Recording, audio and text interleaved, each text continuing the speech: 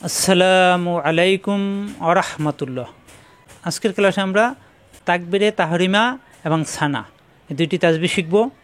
নামাজের শুরুতে আমরা প্রথমেই জায়নামাজে দাঁড়িয়ে আল্লাহু আকবার বলে তাকবীরে তাহরিমা বাঁধার পর আমরা সানা পড়ি।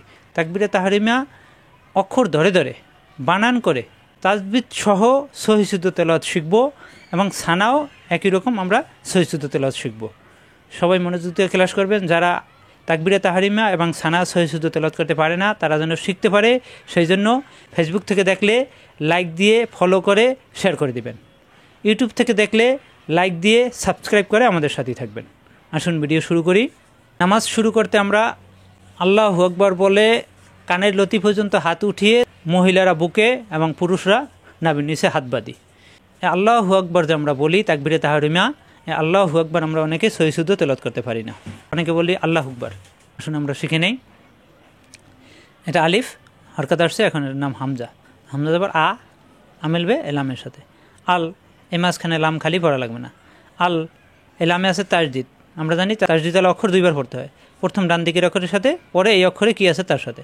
অর্থাৎ এই হামজা যাবার আমেলবে লামের সাথে। আল পরের লামে আছে খাড়া যাবর। খাড়া যাবর খাড়াদের উল্টা পেশ মাদের হরফ একালিপ টান। তাহলে এখানে একালিপ টানতে হবে, কিন্তু এখানে আল্লাহ হবে না, আল্লাহ হাফেশু আল্লাহু, কিন্তু এখানে আল্লাহ হবে না, হবে আল্লাহু। কারণ আমরা জানি আল্লাহ শব্দের ডান পাশে জবর অথবা পেশ, সবাই খেয়াল করুন, আল্লাহ শব্দের ডান পাশে এরকম আল্লাহ শব্দ যদি থাকে, আল্লাহ শব্দের ডান পাশে যদি জবর অথবা পেশ আসে, তখন আল্লাহ শব্দটা এরকম, আল্লাহ শব্দটা আল্লাহ না হয়ে আল্লাহ হবে, অর্থাৎ মোটা হবে। এটাকে বলা হয় আরবিতে পুর। পুর মানে মোটা, আর বারিক হলো পাতলা। যদি জের থাকে ডান পাশে, জের থাকলে তখন হয় বারিক, অর্থাৎ পাতলা হয়, লা হয়, লয় আকার প্রকাশ পায়। এখানে আল্লাহ হবে না, হবে লয় আকার প্রকাশ পাবে না। আল্লাহু। হামজা যাবর আমেলবে কাফের সাথে। আক আক আমরা জানি সাকিনাল অক্ষর ডান দিকের অক্ষরে ঠাস করে ধরবে, দেরি করা যাবে না। আক বাজাবর বা দুইটোর থেকে, বা মেলবে রয়ের সাথে। বার আক বা রপে শুরু, আক বারু।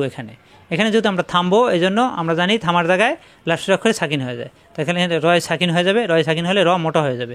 তাহলে বাজাবর বা মেলবে রয়ের সাথে। বার বার আকবার।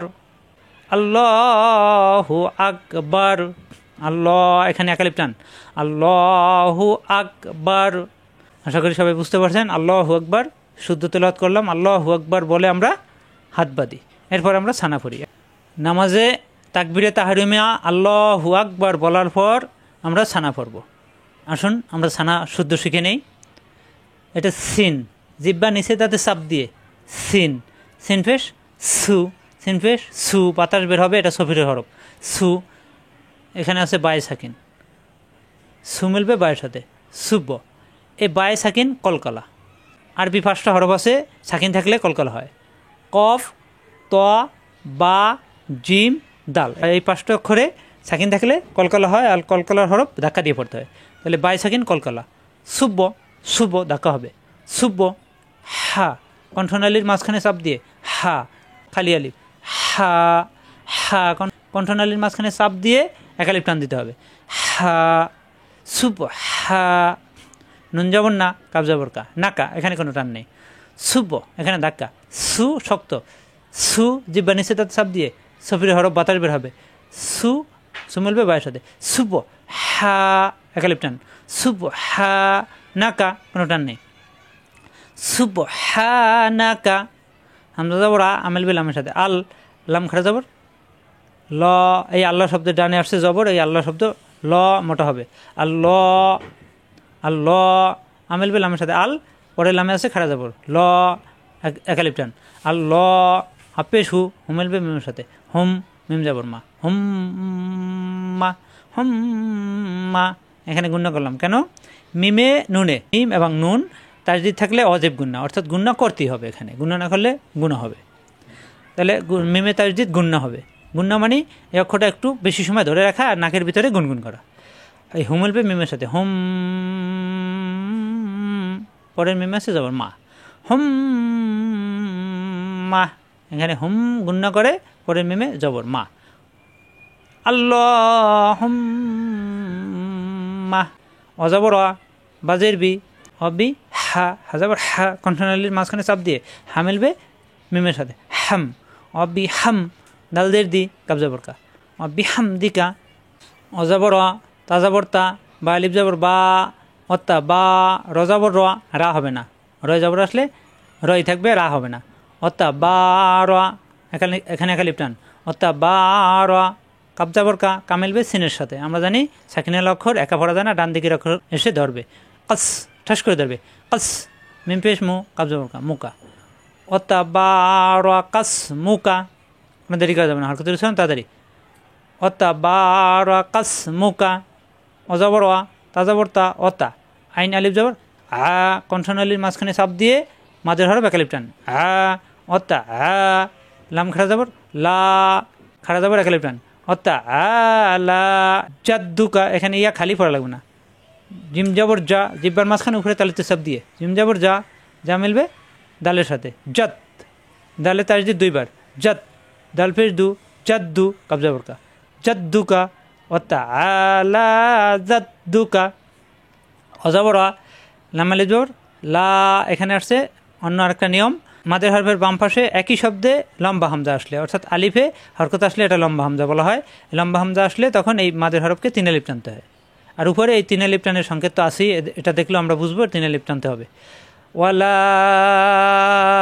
হামজা জের ই ওয়ালা ই লাম খাড়া যাব লা হাজাবর হা লা হা ওয়ালা ইলাহা গঞ্জাবর গা গমলবে ইয়ার সাথে গই লিনের হরফ কোনো টান নেই গই রপ্পেশ রু কাবজাবর কা রুকা গই রুকা এখানে আমরা থামবো এই জন্য রুকা হবে না এই রু মিলবে কাফের সাথে রুক এখানে মনে মনে সাকিন ধরে গই রুক ওয়ালা ইলাহা গই রুক ওয়াতাবারাকা ইসমুকা ওয়াতাআলা জাদ্দুকা ওয়ালা ইলাহা গায়রুক সুবহানাকা আল্লাহুম্মা বিহামদিকা ওয়াতাবারাকা ইসমুকা ওয়াতাআলা জাদ্দুকা ওয়ালা ইলাহা গায়রুক আমরা যদি ভেঙে ভেঙে পড়ি সুবহানাকা আল্লাহুম্মা বিহামদিকা ওয়াতাবারাকা ইসমুকা ওয়াতাআলা জাদ্দুকা ওয়ালা ইলাহা গায়রুক একাত্তরে পড়াই ভালো সুবহানাকাল এখানে যদি আমরা আলিফ বাদ দিয়ে দিই যদি একাত্তরে মিলেই পড়ি এভাবে পড়া যাবে সুবহানাকাল্লাহুম্মা ওয়া বিহামদিকা ওয়াতাবারাকা ইসমুকা ওয়াতাআলা জাদ্দুকা ওয়ালা ইলাহা গায়রুক আশা করি বুঝতে পারছেন সবাই শুদ্ধ পড়ার চেষ্টা করবেন সুব এই সুব ধাক্কা হা কণ্ঠনালীর মাঝখানে চাপ দিয়ে সুবহানাকা আল্লাহুম্মা আল্লাহ ল হবে একালিফ টান হুম্মা অজিব গুন্না বিহামদিকা হা কণ্ঠনালীতে চাপ দিয়ে বিহামদিকা ওয়াতাবা একালিফ টান ওয়াতাবা র রা হবে না ওয়াতাবারাকা ইসমুকা ওয়াতা কণ্ঠনালীর মাঝখানে চাপ দিয়ে আলা জাদ্দুকা জাদ্দুকা জিব্বার মাঝখানে উপরে চাপ দিয়ে জাদ্দুকা ওয়ালা ইলাহা গায়রুক এখানে লা তিন আলিফ টান আশা করি বুঝতে পারছেন আজ এ পর্যন্তই আসসালামু আলাইকুম ওয়া রাহমাতুল্লাহ।